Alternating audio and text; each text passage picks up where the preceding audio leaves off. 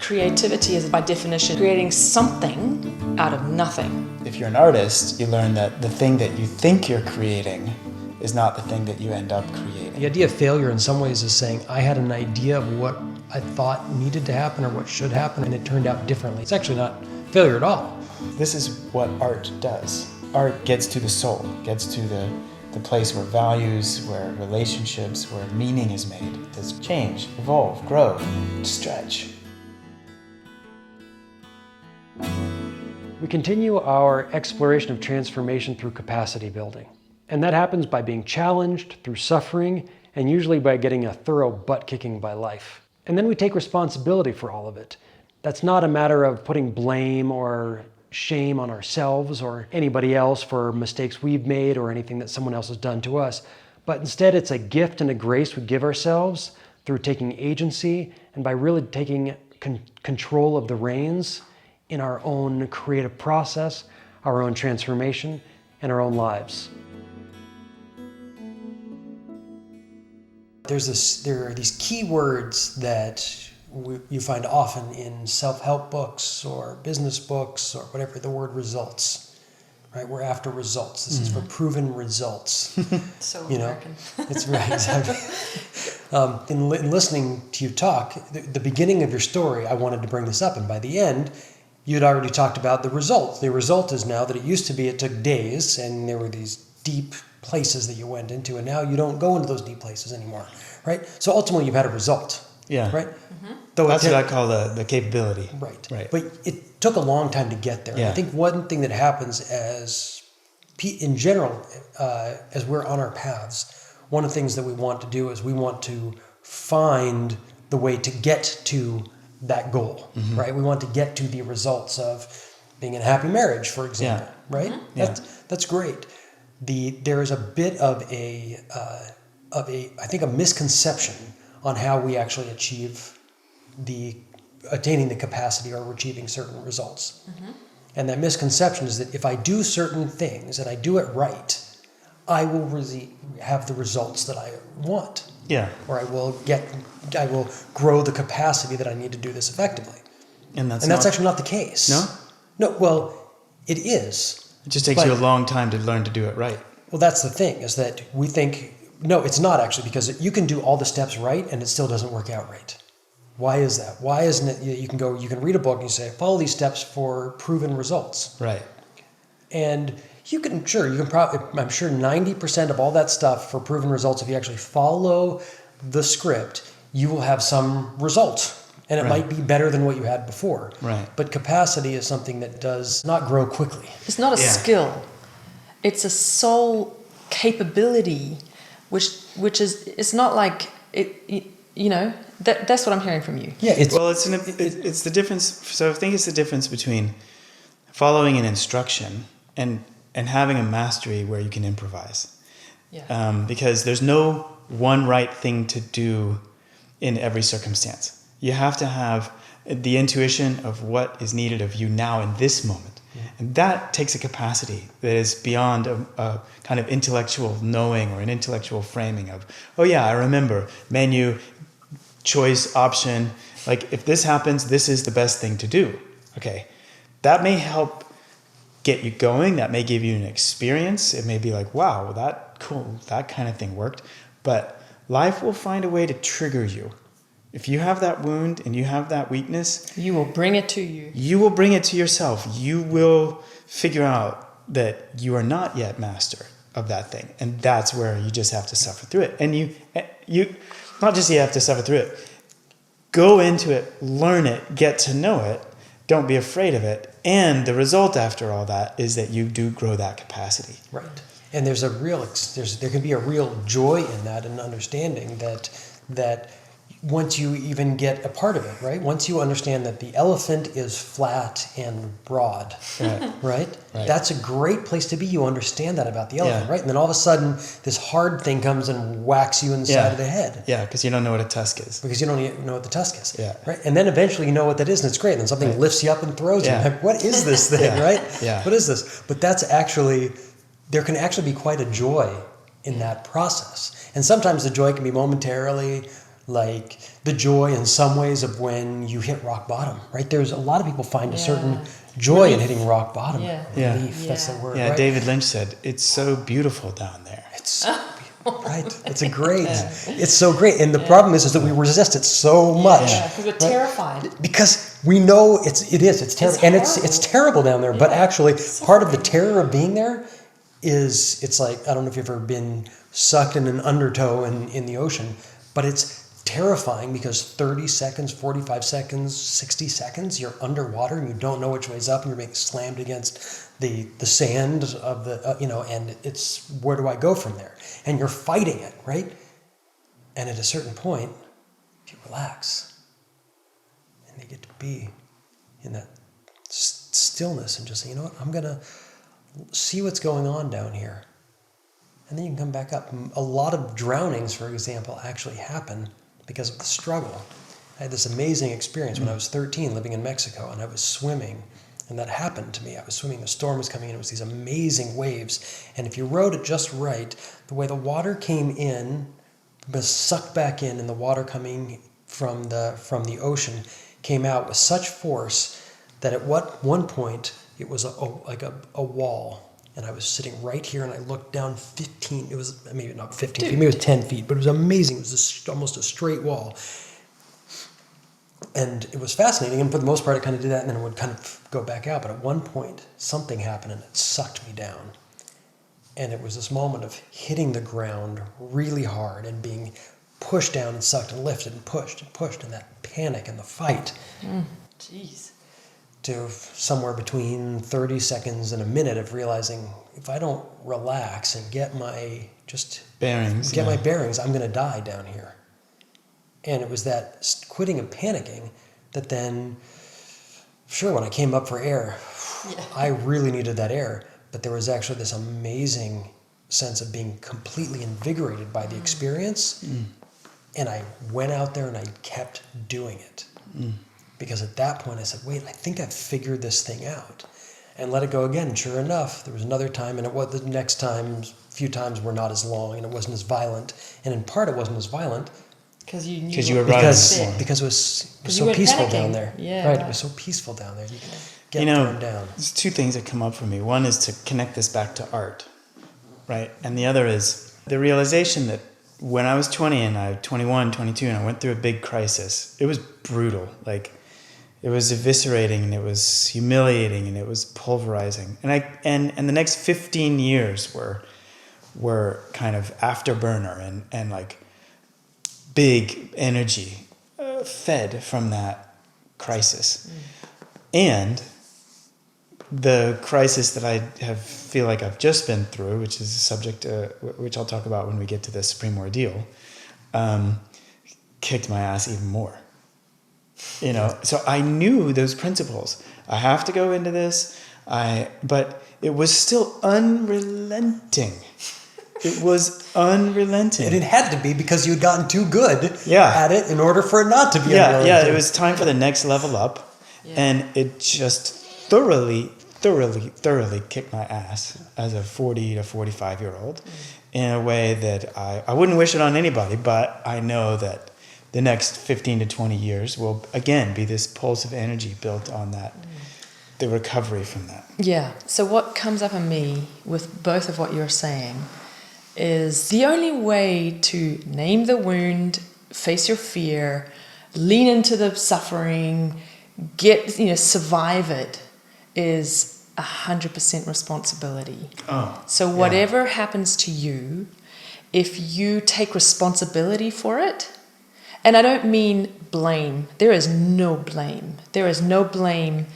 Blame is actually a way to divert responsibility. Yeah. So I'm not saying that if you have been traumatized in your life, if you have been assaulted or abused, I'm not saying that you are responsible for the fact that you are abused, okay? This is not victim shaming.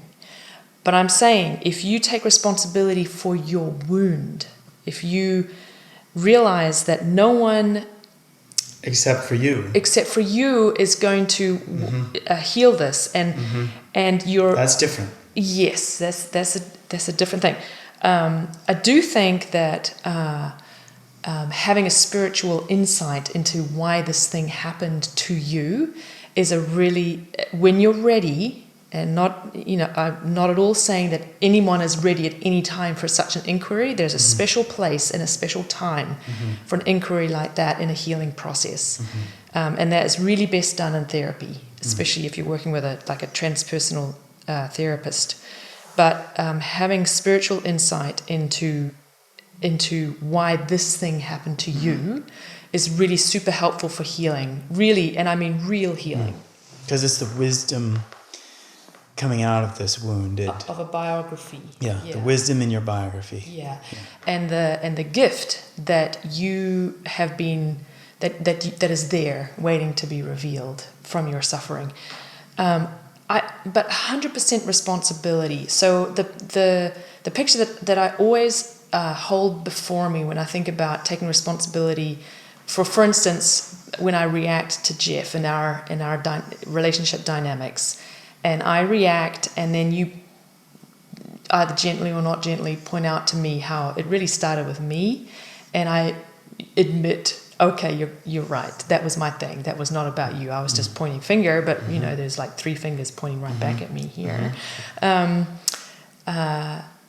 That experience of 100% responsibility. What inspires me to do it is the story that Dennis once told us about the bodhisattvas. So the bodhisattvas are enlightened beings, right? But they keep coming back. They keep reincarnating, even though they don't have to, because they already transformed themselves, mind, body, soul, on every level. But they come back because they don't feel responsibility just for themselves. They also feel responsibility for all of humanity, and they have committed to coming back, and they will keep doing so until all of humanity are bodhisattvas. That is a kind of an ideal or imagination of 100% responsibility.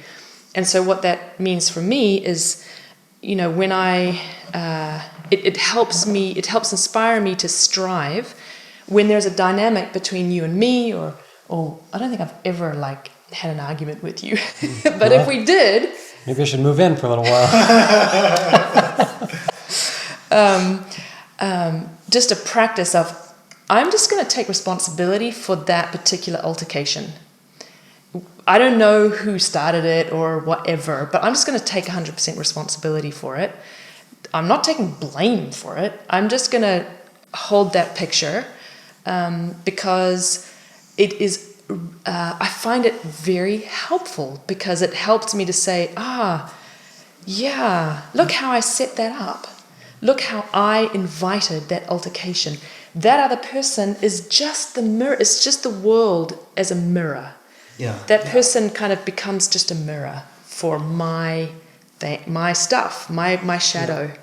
One of those sort of the big transformations that I had to make in as I was trying to heal a relationship that had been very difficult and very challenging, and it had brought lots of trauma to the surface so that I could deal with it. Right. I didn't know that at the time, that it was just like, we have to bring all this stuff up so that you can deal with it.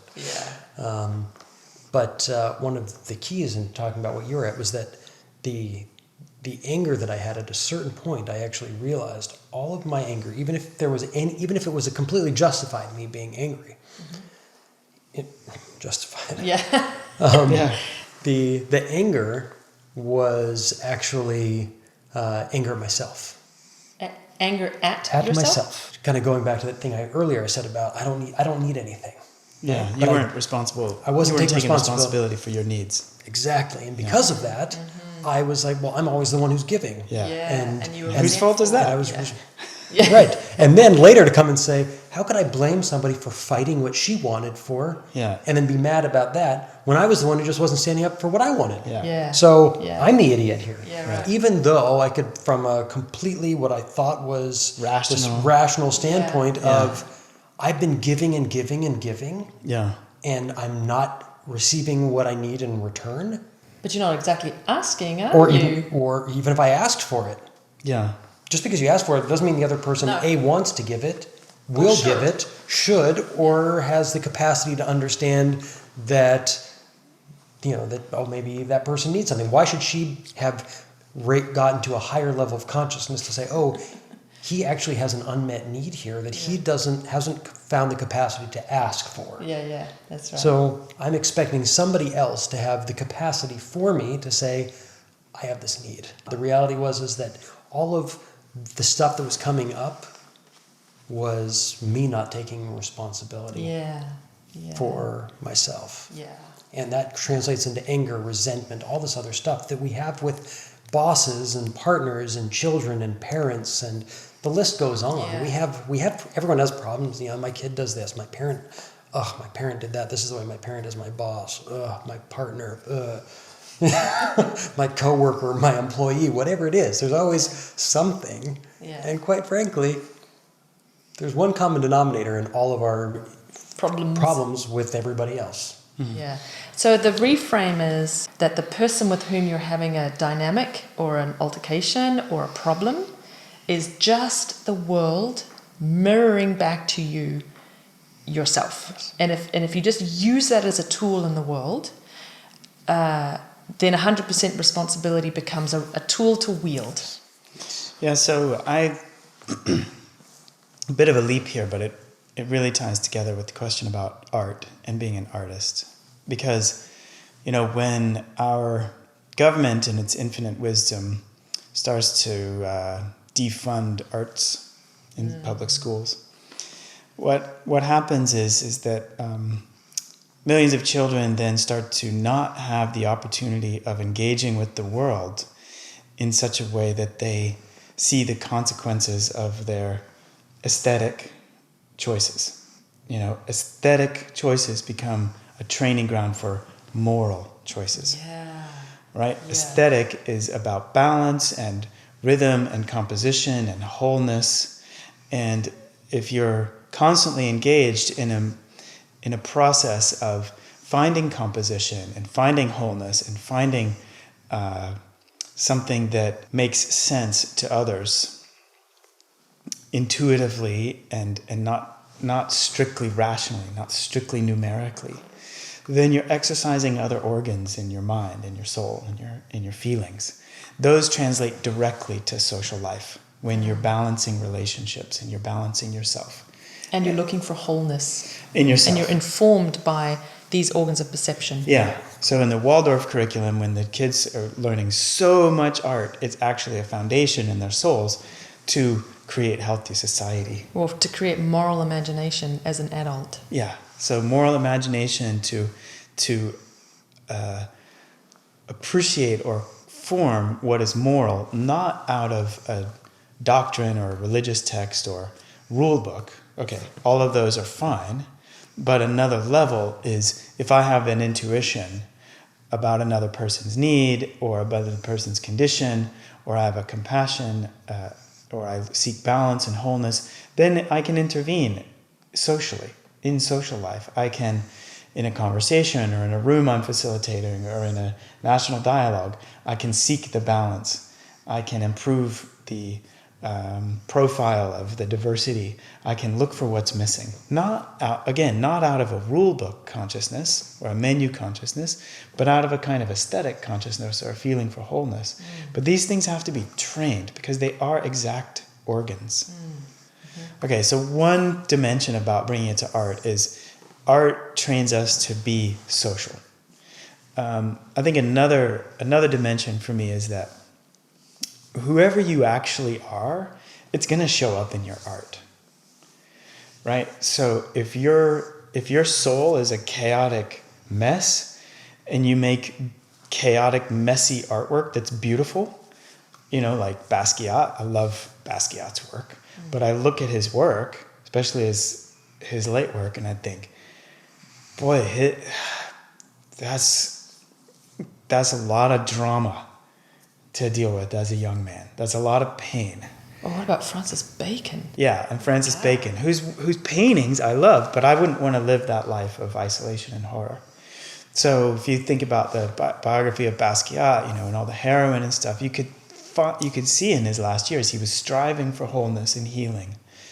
And Warhol was mentoring him, and he had these other influences, but the drugs got him, and he couldn't quite pull out from that, and then he died. My point is, if you're an artist, who you are in your soul will show up in your work. Now, a lot of artists, like when I was young, I was surrounded by art that was great art, and it was fraught and painful and showed the horror and the dark side of life. And I thought, well, maybe I should kind of stay as a broken person and amplify that in my art because that's successful. And if I become a whole and healthy and happy person, then I'm going to make insipid art, like sentimental, new age. Artists are so afraid of that. Yeah, right? Yeah. So I needed pictures of artists who weren't psychotic. I'm not like blanketly judging people, but who didn't represent to me a potential for psychosis in myself. Right. But whose art, and so I wanted to see the beautiful, the balanced, the uplifting, or the spiritual, but I didn't want it to be insipid and new age and sentimental. I wanted it to be strong. I wanted it to be like Beethoven. Beethoven is not compromising. He's not sentimental most of the time, right? So it takes a little while to find artists who have realized a kind of spiritual maturity and a true power in their art. Like Rembrandt. Yeah, or in a modern sense, like Sofia Gubaidulina. Oh, yeah. Or Arvo Pärt. Or Arvo Pärt. To listen to their music, it is not a cop-out from the suffering of the world. No. But it is a transmutation Yeah. of that suffering into something truly spiritually rich and profound. Yeah. And nourishing. Goes through, Gubaidulina's music goes for me through the darkness of the 20th century, through all of it, and comes out, through the Inferno, through the Purgatorio, into the Paradiso, and has a glimpse of that. And so that, for me, art has a particular promise in our society because it reflects us back to ourselves. Can we also have the dialogue about art as a tool, as a path of exploration of, number one, transformation of ourselves, but number two, the alchemical creation of the nourishing substance for others. That is not something we talk about in art school. No, we sure right? don't. But we need to be talking about it because every artist faces that path. You're going to take that path. It's going to reflect back to you who you really are. Use that path for your own growth, not to become a sentimental, insipid artist. Or to become a narcissist. And don't necessarily think that all your power is in your pain. There's another option, which is there is a promise or a potential for greater wholeness and comprehension, imagination, and spirituality that isn't insipid. It's not blasé, bland stuff. It is rich and powerful and thunderous. Like Abramovich. Yeah. Yeah. Yeah. So she's a perfect example of our voice, right? Yeah. So I want to have that dialogue, not necessarily here in this podcast, but with other artists or Ned Kahn, our buddy. When the consciousness gets to a point where it can imagine and give form to these spiritual archetypes that resound with power, they nourish us. They nourish our society. It's a future possibility that artists need to steward. And I want to see it in film, and I want to see it in music, and I want to see it in sculpture. And I want to have that dialogue because that is a kind of hidden potential or a hidden capital that artists need to bring into our society that gives us another kind of reality other than the huge darkness and violence that we continue to imbibe in Netflix and Warner Brothers and other, mainstream media. So anyway, that was one thing that came up for me as the wound is the gift. The great wound of human beings culminates in the gifts, and the gifts are not weak gifts. They are strong, They're not insipid. robust. They're not powerful. sentimental. Yeah, and I will say when you say artist, and that's actually very true, but we could also say creatives. And I say Please, that, yeah. and I say and that I don't mean to specific- exclude others who don't call themselves artists. Because I mean the general creative power of the human being. Yes. Right, and I just wanted to bring that because I Yeah, think good. one of the things that we'll come back to probably a little bit later on here is Yeah. actually the creative process beyond just the arts. Yeah. But the creative process in whether it's how we deal in our relationships, Yeah. how we deal with systems, how we deal with business relationships. Here's the thing. If we were teaching kids art in school, it's not that everybody has to become an artist, but everybody has creative potential, and they learn to be creative, and they can be a creative Engineer. politician or engineer or teacher or gardener or you don't want too many creative accountants, but maybe they have creativity in other elements of their life. No, but actually, no, that's true. Because even an accountant, right? When you come to a problem, Yeah. how do Can you deal with it? creatively solve it? Yes, And we do have a creativity shortage in this country. There's books about it. This is a thing, a creativity crisis. yeah. And one reason Magenta is creating World Maker and other things is to build our creative competency. So no, we're not just talking about artists, but to bring it back to art as a training for creativity is something that I think needs to be part of this dialogue. And as an example of the creative process, 'cause it's very easy to see creativity in the arts. Yeah. Right. Only. So yes, Yeah. right. But it's actually that's But the creative process applies to any problem that you're facing where you need a creative way through. yeah. Yeah. So where we're at now at this point is that this is kind of bringing us now, right? The wound is the gift, and ultimately we are going to come up to the supreme ordeal. Before we get there, Yeah. the question that we really want to come up with is the building of the capacity. Right, and the process, right? There's some actionable pieces that the audience can take with them. Well, that is honed through the ordeal. Through the ordeal, yep. But I think that's going to be really important. One thing I really want to talk to you guys about, particularly you brought up a couple of times, 25 years of meditative practice. Yeah. Capacity building has always been a real focus for us. Yeah, Yeah. and and I'm curious of your process. I'm happy to share some of my process, which hasn't been as